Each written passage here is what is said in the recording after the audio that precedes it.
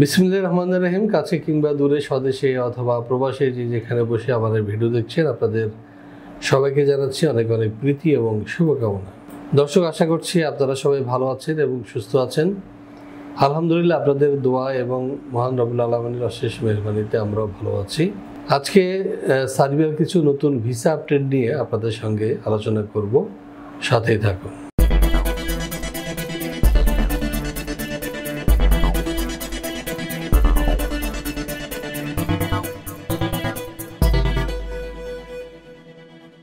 দর্শক, আপনারা নিশ্চয়ই জানেন যে এই বছরের প্রায় শুরু থেকেই সার্বিয়া ওয়ার্ক পারমিট ভিসা হচ্ছে এবং অনেকে ইতিমধ্যে সার্বিয়া পৌঁছেছেন, অনেকে আবেদন করেছেন, অনেকেরা অনলাইন হচ্ছে, অনেকের ভিসা অ্যাপ্রুভাল এসেছে, বা অনেকের স্টিকার লাগানোর জন্য পাসপোর্ট পাঠানো হয়েছে, ভিসা স্টিকার পাঠানোর জন্য।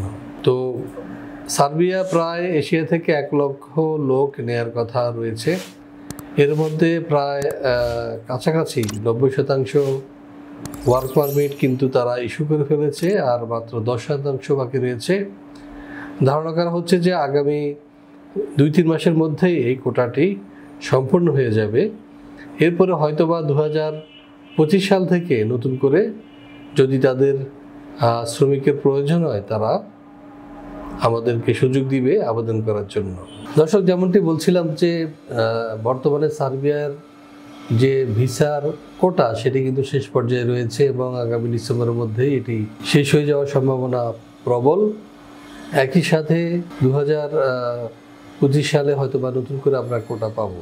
দর্শক, সার্বিয়ার দেয়া ওয়ার্ক পারমিটের মধ্যে 2টো ক্যাটাগরি রয়েছে, একটা হলো যে সিজনাল এবং নন সিজনাল। এতদিন পর্যন্ত আমরা সিজনাল ভিসা পেয়েছি এবং আগামী 2 মাস হয়তো আমরা সিজনাল কোটা দিতে পারবো, কিন্তু এর পরপরই নন সিজনাল কোটা শুরু হবে এবং সেখানে 1 বছর মেয়াদি একটা ওয়ার্ক পারমিট তারা প্রদান করবে এবং টিআরসিও হয়তো 1 বছরের জন্য হবে। পরবর্তীতে আপনাকে যেটি করতে হবে সেটি হচ্ছে যে ওই কোম্পানি যদি আপনাকে কন্টিনিউ করে কিংবা আপনি যদি অন্য কোম্পানি চুজ করতে চান, সেখানে গিয়ে আপনার টিআরসি রিনিউ করে নিতে হবে বা ওই কোম্পানি আপনার টিআরসি রিনিউ করে দিবে।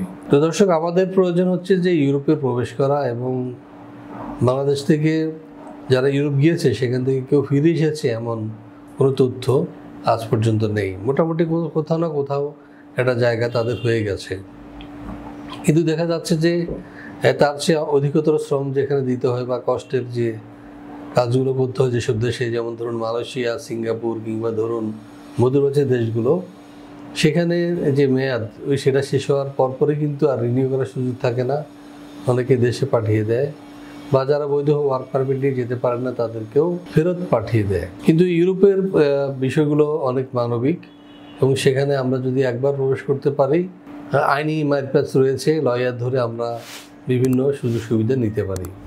সুতরাং আমাদের প্রয়োজন সেনজেন কিংবা নন সেনজেনভুক্ত যে কোনো একটি দেশে প্রবেশ করা, সেটি ওয়ার্ক পারমিট হোক আর ভিসা নিয়ে হোক। দর্শক, যেহেতু কথা হচ্ছিল আজকে সার্বিয়া নিয়ে, চলুন যারা নতুন দর্শক দেখে আসি কেমন দেশ এই সার্বিয়া। দক্ষিণ পূর্ব ইউরোপের একটি স্থলবেষ্টিত দেশ সার্বিয়া। দেশটির উত্তরে হাঙ্গেরি, পূর্বে রোমানিয়া ও বুলগেরিয়া, দক্ষিণে আলবেনিয়া ও ম্যাসিডোনিয়া এবং পশ্চিমে মন্টিনিগ্রো, ক্রোয়েশিয়া, বসনিয়া ও হার্জেগোভিনা অবস্থিত। দেশটির রাজধানী বেলগ্রেড। সার্বিয়ার আয়তন 88,361 বর্গ কিলোমিটার। 2018 সালের এক হিসেব অনুযায়ী দেশটির জনসংখ্যা 87,62,000-এরও অধিক। সার্বিয়ার অফিসিয়াল ভাষা সার্বিয়ান। দেশটির 80% অধিক মানুষ এই ভাষায় কথা বলে।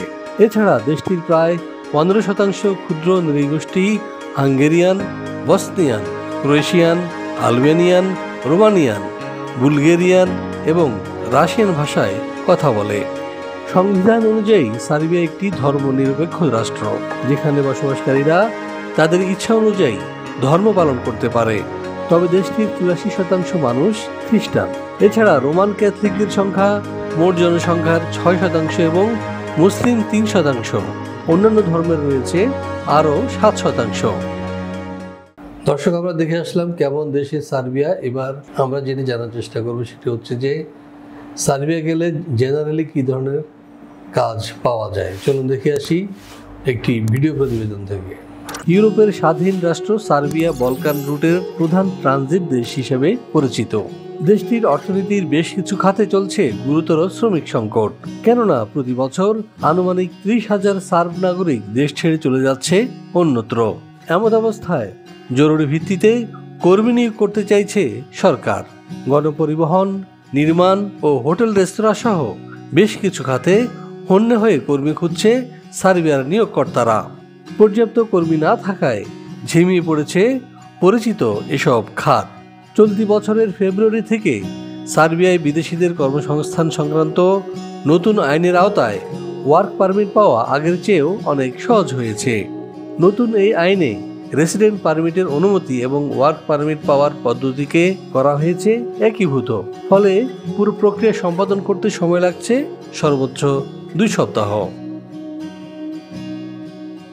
দর্শক, আমরা দেখে আসলাম কি কি কাজ রয়েছে সার্বিয়ায়। এবার আমরা যেটি জানবো সেটি হচ্ছে যে এসব কাজ করলে আমরা বেতন ভাতা কি পেতে পারি বা কি কি সুযোগ সুবিধা রয়েছে। চলুন দেখে আসি আরও একটি ভিডিও প্রতিবেদন।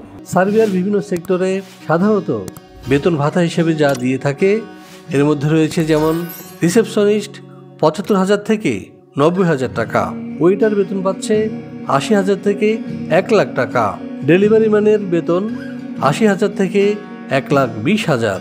এছাড়াও ড্রাইভিং পেশা যারা যুক্ত হবেন তাদের বেতন 65,000 থেকে 80,000 টাকা। এছাড়াও রয়েছে কনস্ট্রাকশন শ্রমিক যারা বেতন পাচ্ছে 70,000 থেকে 90,000 টাকা পর্যন্ত, এবং ইলেকট্রিশিয়ানের বেতন 65,000 থেকে 90,000। এছাড়াও রয়েছে সার্বিয়ার শ্রম আইন অনুযায়ী অন্যান্য সুযোগ সুবিধা। হ্যাঁ দর্শক, আমরা দেখে আসলাম কি কি কাজ রয়েছে এবং কি কি সুযোগ সুবিধা রয়েছে। এখন প্রশ্ন হচ্ছে যে সার্বিয়া কারা যেতে পারবে বা কি কি ডকুমেন্টস বা ধরুন কাগজপত্র লাগবে। চলুন দেখে আসি আরও একটি ভিডিও প্রতিবেদন। সার্বিয়া যেতে হলে আপনার শিক্ষাগত যোগ্যতা হবে ন্যূনতম এসএসসি, বয়সসীমা 18 থেকে 45। যে কোনো কাজে হতে হবে পারদর্শী। শরীরে এইডস, ক্যান্সার, হেপাটাইটিস সি কিংবা করোনা থাকা এবং কোনো ফেক ডকুমেন্টস থাকা চলবে না। ফাইল জমা দিতে আপনার প্রয়োজন হবে ভ্যালিড পাসপোর্ট, ছবি, শিক্ষাগত যোগ্যতার সনদ, কাজের অভিজ্ঞতা সনদ, পুলিশ ক্লিয়ারেন্স এবং বায়োডাটা। হ্যাঁ, আমরা দেখে আসলাম কি কি ডকুমেন্টস লাগবে। এই বিষয়ে আপনাকে সতর্ক থাকতে হবে। সেটি হচ্ছে যে আপনার ডকুমেন্টসগুলো যেন সঠিক এবং নির্ভুল হয় এবং আপনার নামের বানান, জন্ম তারিখ, ঠিকানা ইত্যাদি প্রতিটি কাগজে যেন আপনার সিমিলার থাকে। এই বিষয়ে আপনাকে যত্নশীল হতে হবে এবং কোনো কাগজ যেন ফেক না হয়। বিশেষ করে পুলিশ ক্লিয়ারেন্স যদি আপনি ফেক দেন তাহলে কিন্তু আপনার ভিসা হবে না, আপনি ধরে রাখতে পারেন। এবং আপনি যদি কোনো ক্রিমিনাল রেকর্ডধারী হন, আপনার নামে যদি থানায় কোনো মামলা থাকে, সেক্ষেত্রে আপনার কিন্তু ভিসা না হওয়ার সম্ভাবনা। সুতরাং আপনাকে নিজেরা এসব ঝুটঝামেলা থেকে দূরে রাখার চেষ্টা করবেন। আরেকটি বিষয় হলো যে একসাথে কিন্তু আপনাকে সব কাগজ দিতে হবে না। আপনার ওয়ার্ক পারমিট পাওয়ার জন্য আপনাকে যেটি করতে হবে সেটি হচ্ছে প্রথমে আপনার ছবি, আপনার এনআইডি, জন্ম নিবন্ধন এবং পাসপোর্ট জমা দিলে আপনি ওয়ার্ক পারমিট পাবেন। এরপরে ওয়ার্ক পারমিট পাওয়ার পরে যখন আমরা অনলাইন করব তখন আপনার অন্যান্য কাগজপত্র যেমন একাডেমিক সার্টিফিকেট, এক্সপিরিয়েন্স সার্টিফিকেট, বা যদি আপনি ম্যারিড হয়ে থাকেন আপনার ম্যারিটাল সার্টিফিকেট বা বাচ্চাদের জন্ম সনদ ইত্যাদি দরকার হতে পারে। তো দর্শক, আশা করছি বুঝতে পেরেছেন। এখন প্রশ্ন হচ্ছে যে সার্বিয়া যেতে কত খরচ হতে পারে। এ বিষয়ে বিস্তারিত জানার জন্য পাশে দেওয়া নাম্বারে ফোন দিন অথবা সরাসরি চলে আসুন আমাদের অফিসের ঠিকানা। এবং আমাদের অফিসের ঠিকানাটা কিন্তু ভিডিও শেষে দেওয়া আছে, ভিডিও ফোন নাম্বারও দেওয়া আছে। তো ভিডিও শেষ প্রান্তে রয়েছি এবং আপনাদেরকে আহ্বান জানাবো আমাদের এই চ্যানেলটি সাবস্ক্রাইব করার জন্য, কারণ আমরা সবসময় চেষ্টা করি যে কীভাবে আপনাদেরকে নিত্য নতুন দেশের তথ্য দেওয়া যায়। তো দর্শক, আশা করছি আপনারা আমাদের চ্যানেলটি সাবস্ক্রাইব করবেন, সাথে থাকবেন এবং শেয়ার করবেন। আশা করছি আপনাদের পাশে আমরাও থাকব। তো সবাইকে আবারও প্রীতি এবং শুভকামনা জানিয়ে শেষ করছি আজকের এই ভিডিও। আল্লাহ হাফেজ। ভিসা প্রফেসরে ফাইল জমা দিতে ফোন করুন 09666 912045 অথবা 01735733080 অথবা 01735724716 অথবা 013127111252 এবং ইমেল করতে পারেন visaprofessor2023@gmail.com। আমাদের সম্পর্কে আরও বিস্তারিত জানতে ভিজিট করুন www.visaprofessor.org এবং বিভিন্ন দেশের জব ভিসার আপডেট তথ্য জানতে ভিজিট করুন আমাদের অনলাইন পত্রিকা www.visanews24.com।